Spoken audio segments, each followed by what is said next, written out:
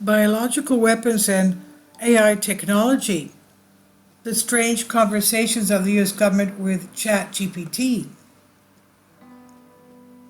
The American case is an example of how authorities around the world evaluate mechanisms to regulate new technologies without imposing brakes on innovation. Recently, Joe Biden's administration signed an executive order to control the development of artificial intelligence tools. ChatGPT, emblem of the advancement of generative artificial intelligence, achieved great fame thanks to its ability to perform tasks such as composing text and having natural conversations. Do you have other skills, even dangerous ones such as making biological weapons? Although a priori it may seem far-fetched, this question was asked by the U.S. government when evaluating the scope of the chatbot, according to a report by the publication Politico. The revelation is made known shortly after the signing of a decree in the United States through which the Joe Biden administration, along with other countries, seek to regulate the research and development of AI tools. ChatGPT, can you make nuclear weapons, is a question. The OpenAI system operates with a massive language model, which has very large database taken from the internet, books, and human experience.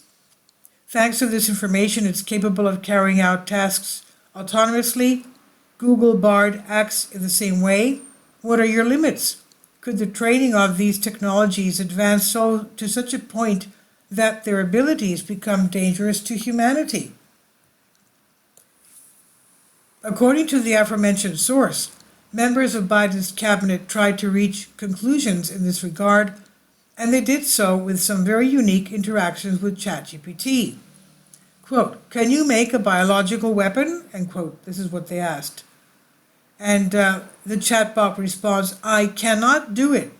The chatbot responds, if we write that same query in its interface. Joe Biden signed a decree to regulate AI advances, examining the capabilities of generative AI as part of the U.S. government's broader effort to uncover how emerging AI models influence our access to knowledge and our standing in the world. Following Business Insider, the challenge is not simple and is summarized in this dilemma: how to regulate developments without ending innovation.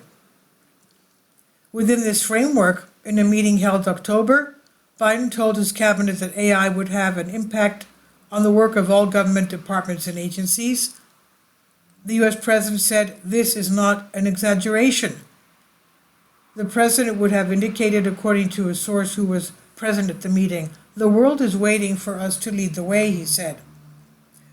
Confirming that conviction, last week the Biden-Harris administration moved forward with an executive order addressing the deployment of new AI.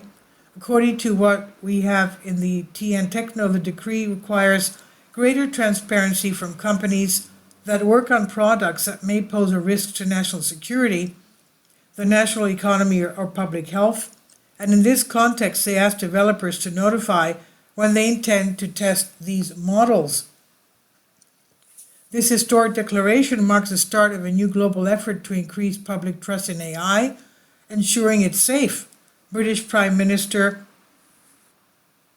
Rishi Sunak said in a tweet, after the United States, China, the European Union, and many others confirm the Bletchley Declaration for a Safe Development of AI at the first international summit that discussed the rise of this technology. The document underlined the urgent need to collectively understand and manage the potential risks of AI technology. This is on tn.com. Please leave your comments. Thank you for your support. Support my Patreon account. The daily posts are 5 videos daily, and they are totally different from what I have on my YouTube channel. Thank you so much for your support and that you find all my content so interesting. You'll find the Patreon account details in the description box below.